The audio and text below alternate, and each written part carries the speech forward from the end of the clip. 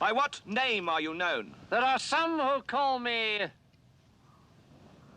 Tim?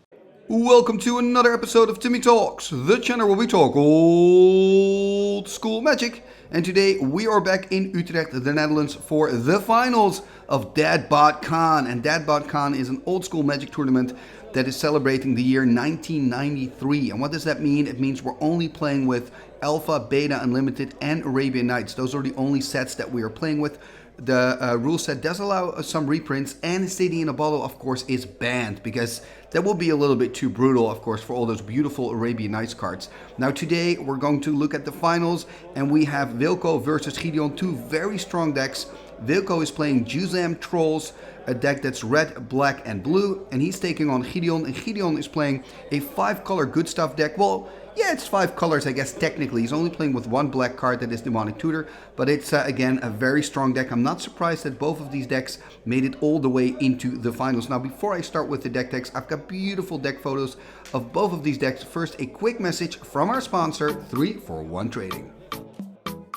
3for1 Trading is one of Europe's leading Magic the Gathering retailers. Their online shop has a fantastic selection of high-end Magic cards, especially for vintage, legacy, and yes, old school Magic players. They now exclusively offer my community free, fully insured, and fast worldwide shipping on all their high-end singles, full sets, and out-of-print sealed products. They upload new cards every Wednesday and have weekly sale offers and reductions waiting just for you. Use my code TIMMY to get free worldwide shipping on your first order over $500 or euros. Have fun ordering those cards, and thank you 3for1 Trading for sponsoring this video. And we are back and ready to dive into the deck text. I'm going to start with the deck of Wilco. That's the player on the left. Let's take a look at this deck, Juzam Trolls.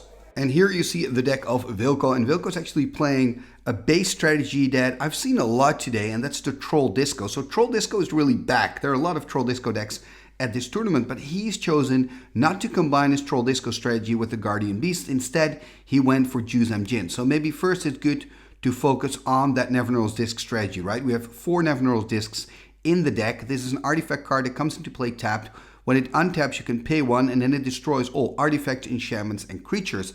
Now, if you have regeneration creatures like the Sedge Troll, you can regenerate your creatures, right? They stick around and your opponent loses their creatures. But, I mean, when you look at this deck, he didn't go all in on this strategy. This strategy is much more than just the discs. The discs are basically a hard reset if, things just don't work out. Also, I think if you're not playing with white, then a Nevinyrral's Disc is really a good way to deal with enchantments. Of course, he does have red to deal with artifacts, but of course, the Nevinyrral's Disc is also quite good in dealing with artifacts. Now, beside the Disc and the Sedge, he's playing with the powerful Juzam Djinn. He's playing 3 of those, 5/5, powerhouse for 2 black and 2 to cast from Arabian Nights, but you do take 1 damage during your upkeep. Now, remember, in this format, we're not playing with the dark, so you don't have to worry about Maze of Ith. And I think the fact that Maze of Ith is not in here, that City in a Bottle is not in here, makes a card like Juzam Djinn really, really good. So I'm not surprised to see it making the finals here. Now, if we're looking at the rest of the deck, it's pretty aggressive as well, right? He's playing with 4 Lightning Bolts. He's playing with 4 Black Vice, which is kind of interesting because he doesn't have any... he does have some draw 7s, actually. He's got a Wheel of Fortune and a Timetwister, so that can kind of work as well, but he's not playing that whole Underworld Dream strategy of letting your opponent draw lots of cards with, for example, Howling Mines, and then having a Vice to complement that strategy. He's also not playing Atoc to feed the Vice too, so the Vice is here really almost like extra Lightning Bolts in the deck. And besides the Lightning Bolts and the Vices, he's also playing with 2 Psionic Blasts and a single Fireball and a Disintegrate. So it's actually a lot of firepower in this deck. It's a combination of creature threats, firepower, and then of course we have that blue control in the form of 4 counterspells. And of course we have no mana drain in this format because again it's 1993, so we don't have legends to add here to the card pool. So it's funny when I'm looking at these decks, I'm looking for certain cards. I'm like, hey, why is mana drain not in there? Well, it's because, hey, why is Blood Moon not in here? Well, it's because, and talking about Blood Moon, I think the reason that we see a lot of these, 5-color strategies or 3-color strategies or 4-color strategies, they of course are better as well because you don't have to worry about Blood Moon. So it just opens up an interesting, can of possibilities of roads you can take that you cannot take in your regular old school Magic. And I think personally, I think it's really fun to do this like once a year, twice a year, to just see these different decks and to also understand the balance that we have when we have those other expansion sets in there, and to think about, okay, what is the added value when we take a set out or when we add a set. You really get to experience it. And this is a tournament with 40 plus people. So it's really a good moment to see, okay, what is 1993 Magic? What does it look like? And of course, when you ban City in a Bottle, what does it look like? I think, by the way, that the banning of City in a Bottle makes absolute sense, because that card would just be devastating in this tournament and wouldn't make, in my opinion, the game more fun. So I think it's good that they banned it here for this event. Anyway, this is the deck of Wilco, looking very, very strong. Now let's take a look at the deck of his opponent. And here we see the 5-color good stuff deck of Gideon. So he's playing all the colors. And I mean, it's kind of a mid-range strategy where, right, you want to have solutions to everything. You're basically playing some of the best creatures in the game. I mean, you could argue that you could add maybe like a Juzam Jin, for example, but that's again double black, and he really went heavy on Sarah Angel here. Full playset of Sarah Angel, that's double white and 3 to cast for a 4/4 flyer that doesn't have to tap when she attacks, which is huge in old school. Then it's got, of course, the Urnum. We're seeing a lot of Urnums today, and that makes perfect sense. 4 mana for a 4/5, especially the 5 toughness, makes this a really, really good creature. I mean, you cannot Psyblast it, you cannot Lightning Bolt it, you can Terror it, so Wilco, of course, is playing with Terror, so that could be a good target for that. But yeah, it's a little bit more of a difficult card to get rid of. It wins the clashes with 4/4 creatures because it's got 5 toughness, and a lot of creatures that people choose to play are 4/4 in old school. But of course, today, again, it's another format. We don't have Suchi, for example, which is a 4/4 that you see quite a lot. So the Urnum is quite good in dealing with Suchis, but we're not seeing that today. So I think in this format, the Urnum is a little bit better, yes, because there's no city, but also a little bit worse because you're going to have to deal with a lot of Juzam Jins, and of course Juzam Jin is a 5/5. So maybe we're going to see that happening today. And talking about 5 power, we also see quite a lot of Juggernauts in this tournament, which I love. I'm a big fan of Juggernaut. So we're seeing 4 Juggernauts here in the deck of Gideon today as well. So those are 12 pretty heavy mid-range creatures. Now he is playing with all the power, so he can kind of ramp up with the Moxen and of course the Black Lotus. He's not playing with any mana dorks in this deck, so choosing, because he's playing with 4 Urnums, usually you're used to seeing Wanderer Elves or Birds of Paradise, especially in a deck with so many different colors. He's choosing not to, and I think he can do that because the main color of this deck, when you're looking at the casting cost of the spells, is really white, because white is one of the only colors that requires him to pay double white for some of his spells. And of course, the double whites are the Sarah Angels, right? They're the most substantial thing. But if you look at the rest of the deck, most of the things in his deck only cost a single color to cast, right? We've got Lightning Bolt, Disenchant, Swords to Plowshares, really good cards. That combination of Bolt and Swords is always really good because it means you can deal with the smaller stuff with your bolts and the bigger stuff with your swords. It's just so good. And then we're seeing, of course, all those power and restricted spells. They only cost 1 blue or 1 black or 1 red. It's amazing, right? It's actually too good. I mean, I think the game would have been more balanced, but we know old school is not balanced. You know, that's not why we play it. But the game would have been more balanced if Ancestral Recall would be 2 blue. You know, if Mind Twist would be 2 black. By the way, the reason we're not seeing Mind Twist here is because that card is banned as well. Now, if you want to know more about the rules, again, check out the show notes. I've listed there the banned cards and the restricted cards. So if you want to know more about that, check out the description below. And when we're looking at the rest of the deck, the only cards that have like a double color in them besides the Sarah Angel is Control Magic and Braingeyser. They both have double blue. And I get that. Braingeyser is just so good.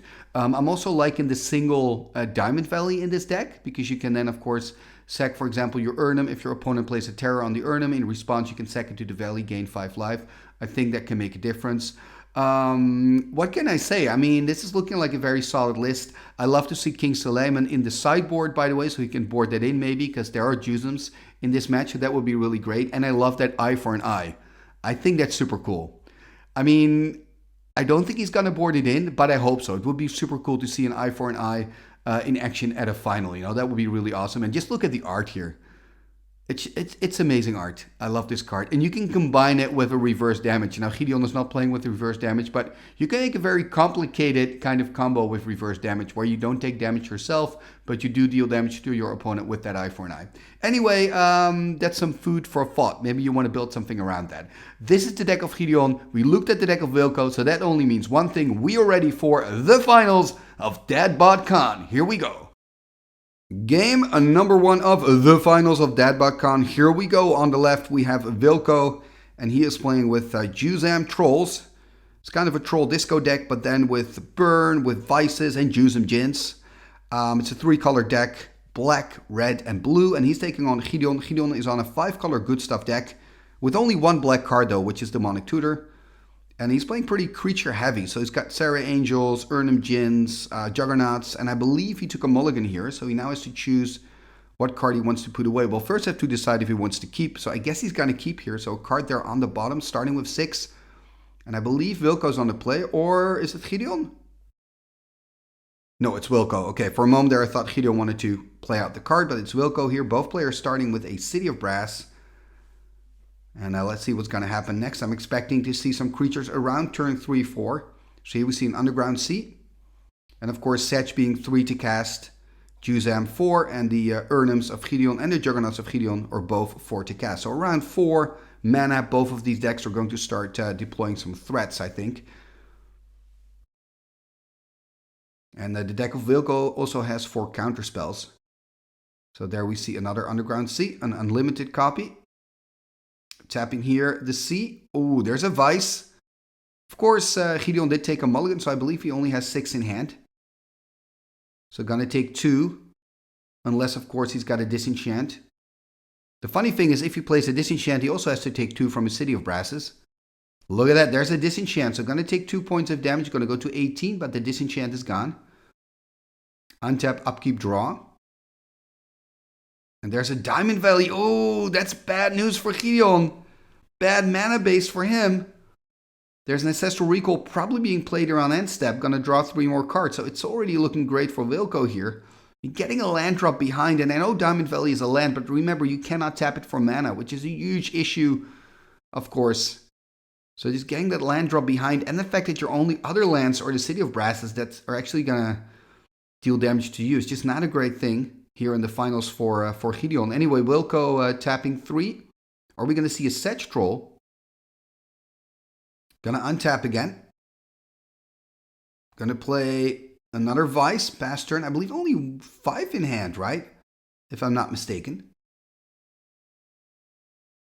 So choosing not to play out the Sedge, and I believe Wilco is also missing a land drop here, if I'm not mistaken. So that's actually good news for Gideon, that he's not getting a land drop behind. Passing the turn though, not finding any lands.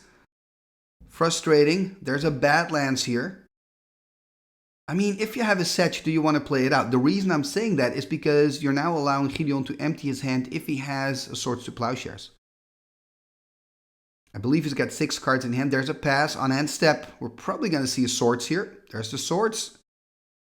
So that does mean 3 life, of course, for the Wilco. He should go up to 23 here. And the Sedge... Oh no, of course, life gain. Yeah, life gain for Wilco. And the Sedge needs to be removed. Looks like Wilco is forgetting to take life. Gideon here on 15. There's the pass by Wilco. Look at this. So both players kind of passive at the moment. There we finally see another land drop for Gideon. Or we're going to see an Urnum. There's the Urnum. The problem though is he keeps taking damage. Does have, of course, a Diamond Valley to gain some life, but that must be annoying for Gideon, already down to 12. And I wonder if Wilco has, for example, a Sedge. Oh, he's got something better, I think. A counter spell here. Countering away the Urnum. So Wilco having control. He just needs to put some more pressure on the life, I think, of Gideon. He's now on 12. Could consider firing off some lightning bolts, for example. He's playing 4 lightning bolts and 2 psionic blasts.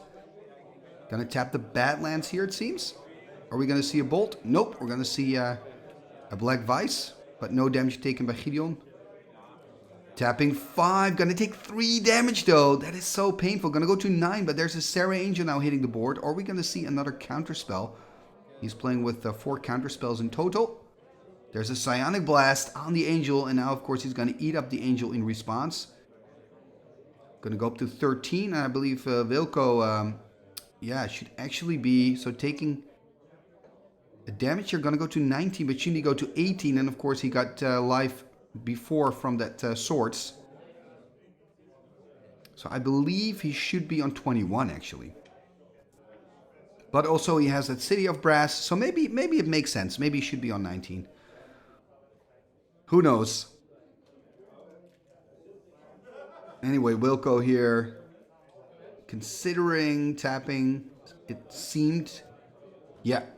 Gonna play out the Nevinyrral's disc, drop to 18, comes into play tap. The disc is not that impressive at the moment. Yeah, and I mean, Gideon going back there to 13, that was actually a pretty big deal. Now he's only taking 1 damage for casting that Urnham, so he's on 12. Kind of saying here to Wilco, you know what, you can use the disc, you know, blow up the board, then I'll just eat up my Urnham, gain 5 more life. I'm fine with that. Here we see a Soul Ring. Interesting decision. Does that mean that he has, for example, a Juzam Djinn? Because you're playing your Soul Ring, meaning that you don't really want to use the disc, passing the turn here. Interesting. Does he have some kind of answer to the Urnham, or is he just going to take 4?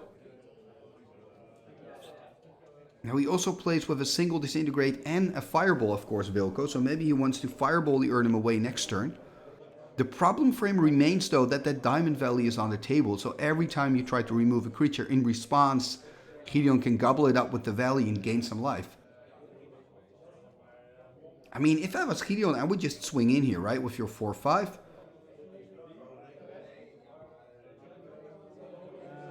I don't really see any reason not to. Yeah, he is gonna attack here, so putting Wilco on 14. We don't see the disc being used. And there's the pass by Gideon, so he's not playing anything out in his second main. And Wilco drawing a card. I believe I see a Braingeyser there in hand for Wilco, so that could be the reason to deploy that Soul Ring. Wilco now on 14. It's gonna tap 3, it seems. No, untapping again.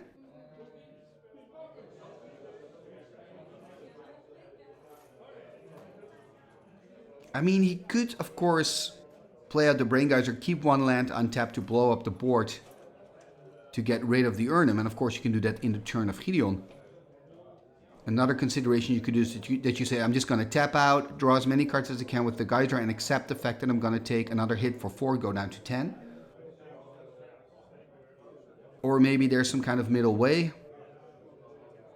I mean, the Sedge would be quite good as well on this board because it regenerates, so it can survive a disc activation, and it's a great blocker for the Urnham because it regenerates. So, you know, that would be a really good card. Juzam would be really good at this on this board as well. I mean, there's just a pass though by Wilco.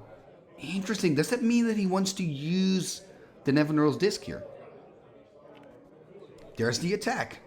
Gonna take the damage. Gonna go down to 10. I wonder what he wants to do. There's a disenchant though. This disenchant is really nice by Gideon. Are we going to see a counterspell on the disenchant? If we're not going to see a counterspell and we're going to see Wilco activating the disc, it would be really good actually for Gideon. Gonna tap 4. What are we going to see? 5 even. I really wonder what we're going to see for 5 here. So in response to the disenchant, does he have a power sink? I mean, if he power sinks, it's pretty good because Gideon has then to tap the 3 City of Brasses, take 3 damage, and he's got enough mana actually. Gonna tap. I believe he should tap 6, right? Yeah, there's the power sink. So playing the power sink, I think he needs to tap 1 extra. Ooh, there's a Psionic Blast in response. So Gideon's going to go down to 10. There's a Psionic Blast on the life total of Wilco. Wilco dropping to 6. And of course, Gideon now has to tap the... Oh, there's a Bolt as well. Ooh, Wilco on 3. Oh, he's so close to dying now. He's on 3. Ay, ay, ay, ay, ay. And maybe Wilco just took a couple of hits too many from the Urnham. Perhaps he's regretting it now. Because I was discussing Wilco's firepower, but of course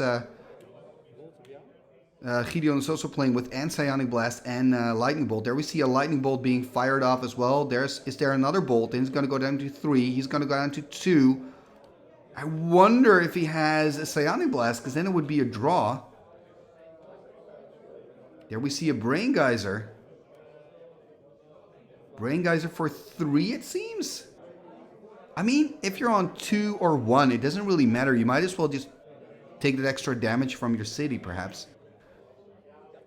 So he's going to keep the city untapped. That makes sense. Oh, is he going to go down even more? He didn't have a land drop yet, right? I don't think so. Changing his mind here.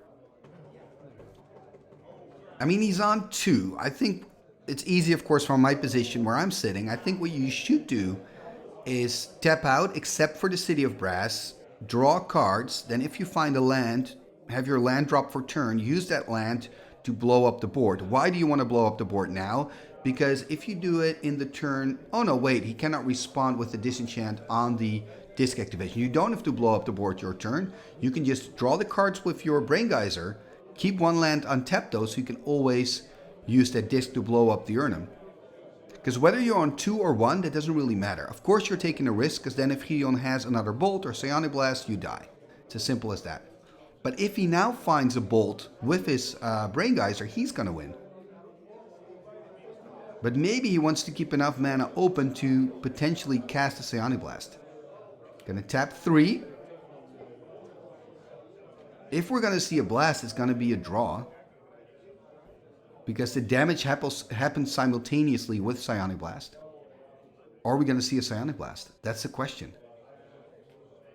No, we're gonna see a Sedge. Oh, we're gonna see a Sedge instead. Oh man.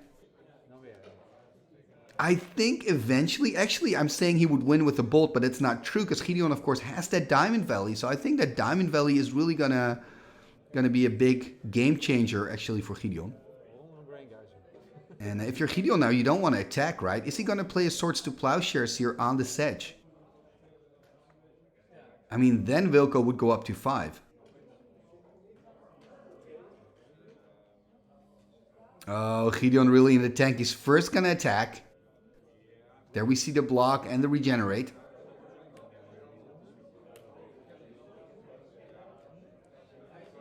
Oh, and he's going to blow up the disc. Or not. No, he's just going to regenerate. There we see a Timetwister. Oh, this is exciting stuff. Timetwister by Gideon. Counterspell, though, on the Timetwister. Ay, ay, ay, ay, ay. Only 1 card in hand for Gideon, 2 cards in hand. And I mean, the problem here for Gideon is that Wilco's going to untap. He can attack with the Sedge. Of course, Wilco or Gideon in response can before he takes the damage, sack the Urnum to the Valley, go back up to 8, take 3 from the Sedge, go down to 5. Oh, what an interesting game this is. And actually, Wilco could have decided to let Gideon draw the cards, just because then the vices work. But of course, Wilco's only on 2 and he knows that. So, you know, there's just, it's too big of a gamble for Wilco. I think it's a good decision to counter the Timetwister. Yeah, Gideon really in the tank right now, kind of feeling that the game is slipping away, knowing of course that he has that Diamond Valley to at least gain 5 more life.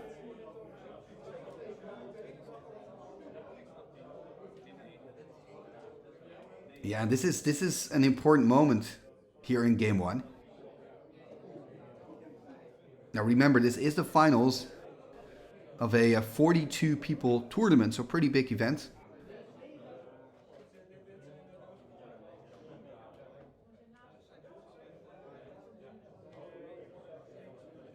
But the question is, of course, can Gideon actually do something? Only 1 card in hand, Urnum tapped. Timetwister countered.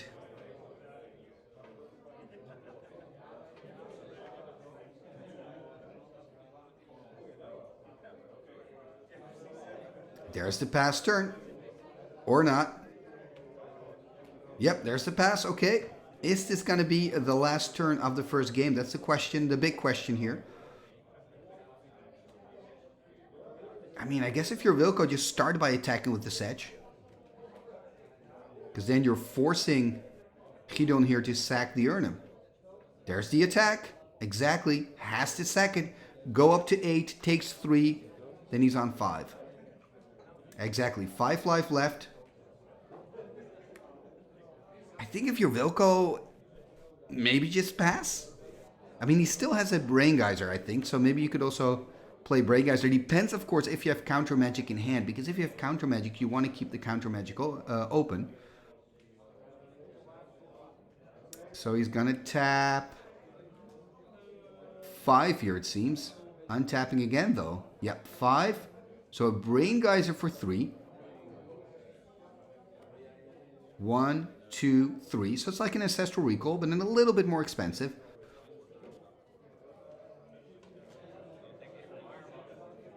And there's a pass. And I think at the end of the day, I'm expecting Wilco to win this first game. Why? Card advantage.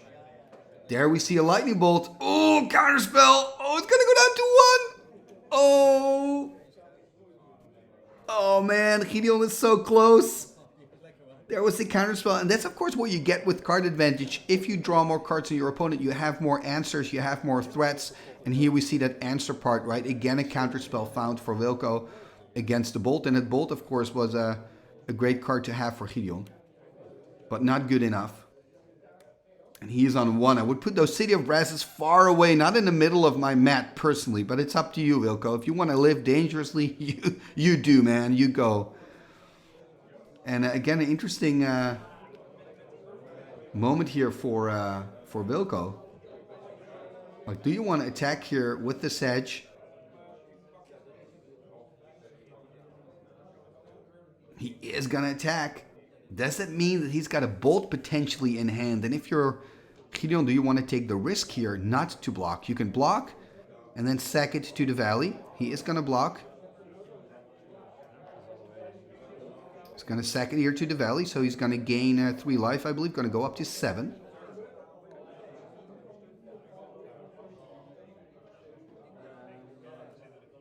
And Wilco, of course, regenerating the Sedge.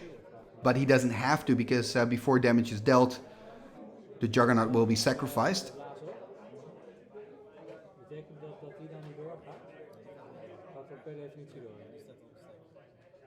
Exactly. So you can, if he wants, he can untap it. Maybe Wilco is now asking, can I, destroy in response to the Diamond Valley activation? I don't think you can, because you cannot really respond to the land being tapped. And I think that's a discussion that they're having now. So, can you respond to the tapping of the land by activating the disc so that he doesn't gain life from the valley?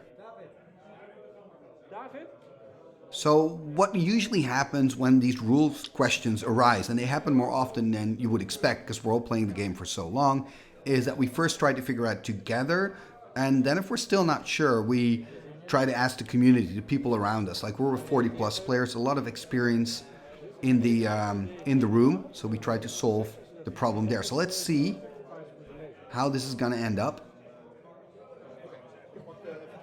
I mean, I don't think you can respond to that activation of the valley by activating your disc. So I think it's going to get the life regardless. But let's see.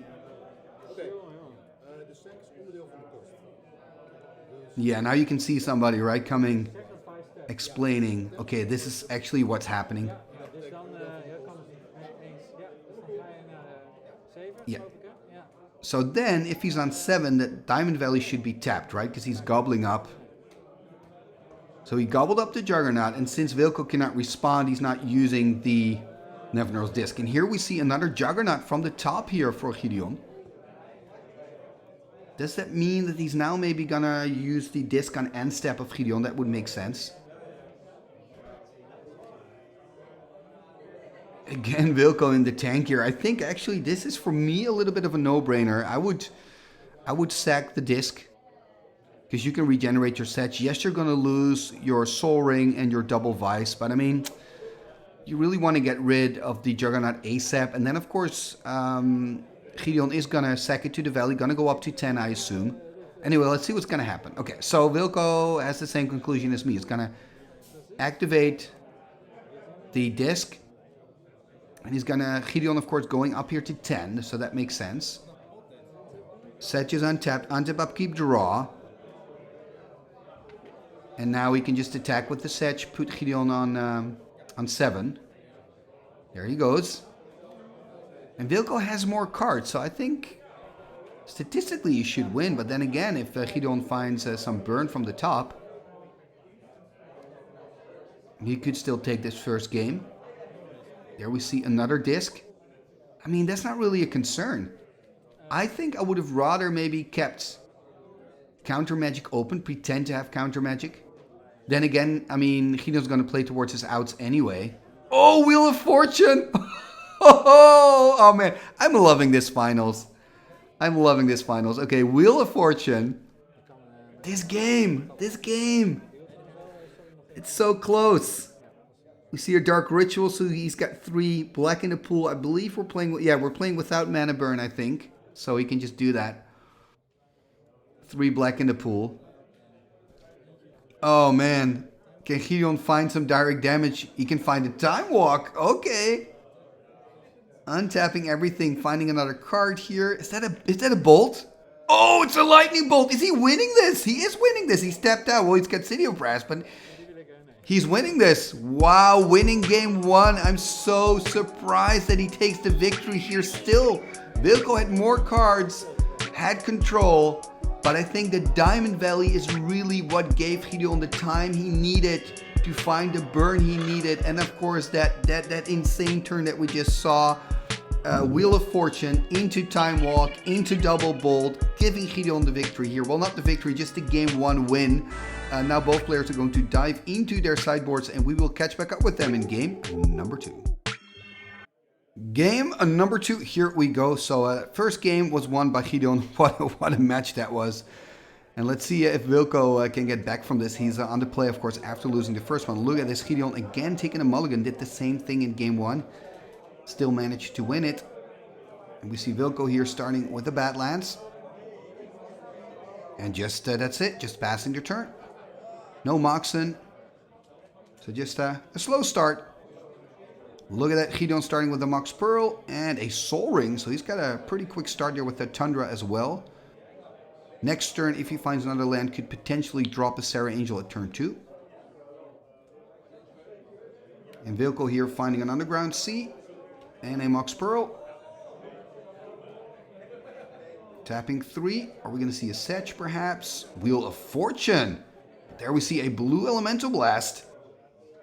That's interesting, right? Because you would think that maybe a wheel would also be good for Gideon. But I guess he's got Ancestral Recall. That makes sense. Yeah, then you want to keep your hand, I guess. There's a Tropical Island. And more importantly, you don't want to give Wilco 7 new cards. And, oh, there's a Chaos Orb passing the turn. Now remember, we've got naked orb flips at this tournament. And I missed all my flips here at this event. I'm just not used to flipping naked, so I really need to practice my skills. Tapping 4. There's a Juzam Jin, 5/5 powerhouse hitting the battlefield. Beautiful card. And of course, a big problem for Gideon. Does have the Chaos Orb. Gonna tap 4. Ooh, there it is. Look at this Control Magic in combination with Diamond Valley. That is so good. That is just an incredible combination. Because even then, when you've got, let's say, a Disenchant, which Wilco doesn't because he's not playing with white, but then in response, you can always gobble up the Juzam. So this is a really painful 2-for-1 for Wilco. Look at that, just passing the turn. Oh, there's the attack for 5. Gonna go down to 15. And even if he can find an Nevinyrral's Disc, Gideon has, of course, that Chaos Orb on the battlefield. There's a COP red, making matters even worse. There's the Bass. Okay, there's a Juzam. I would be tempted to flip, if I'm honest.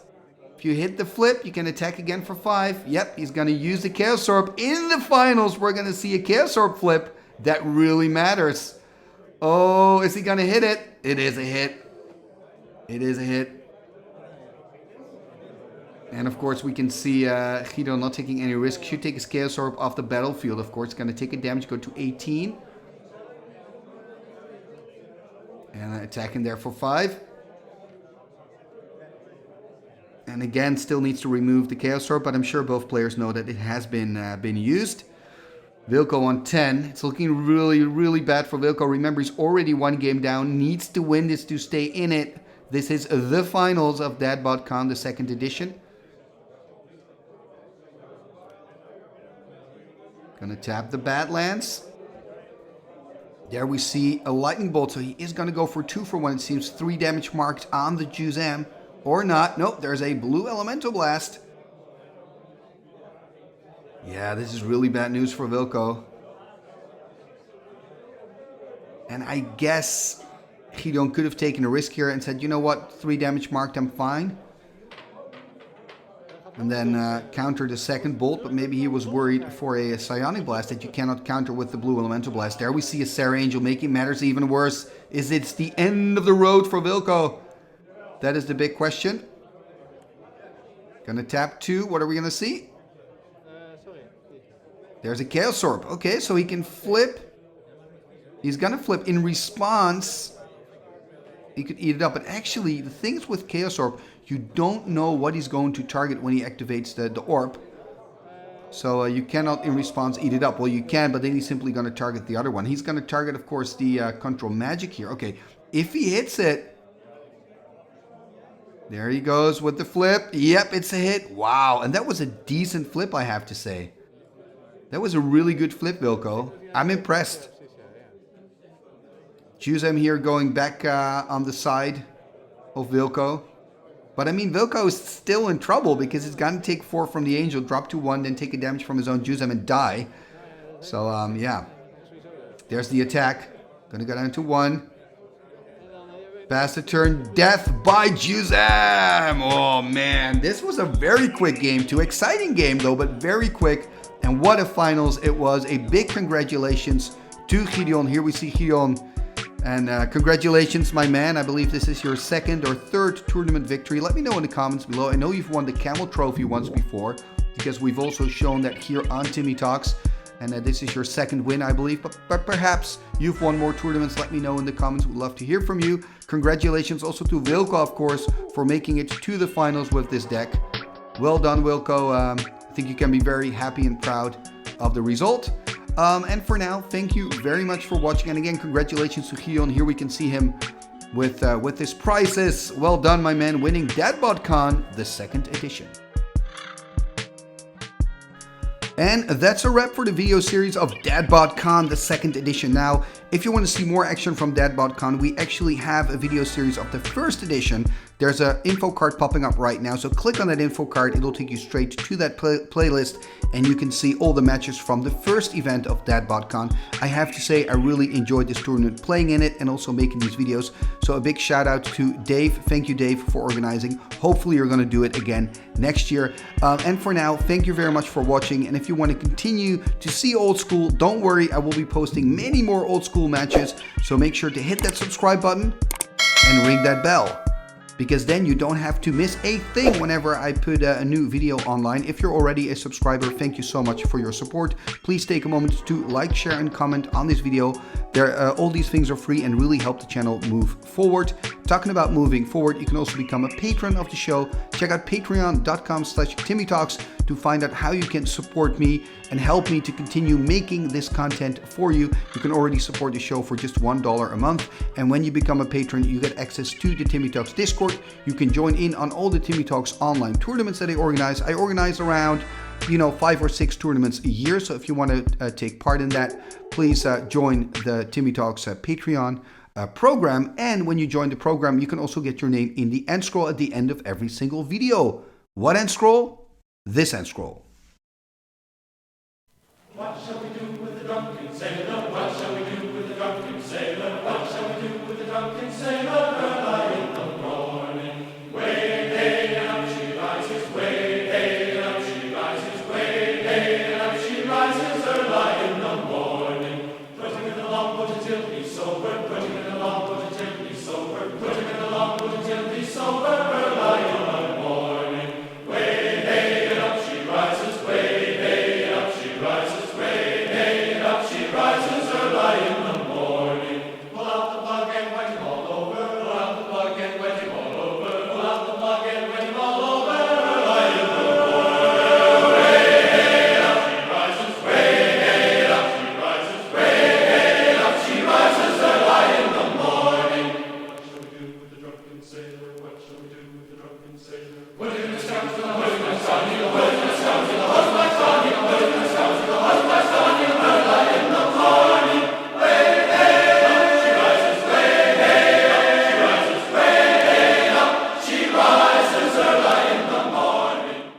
Igitus figitus sumba kazee.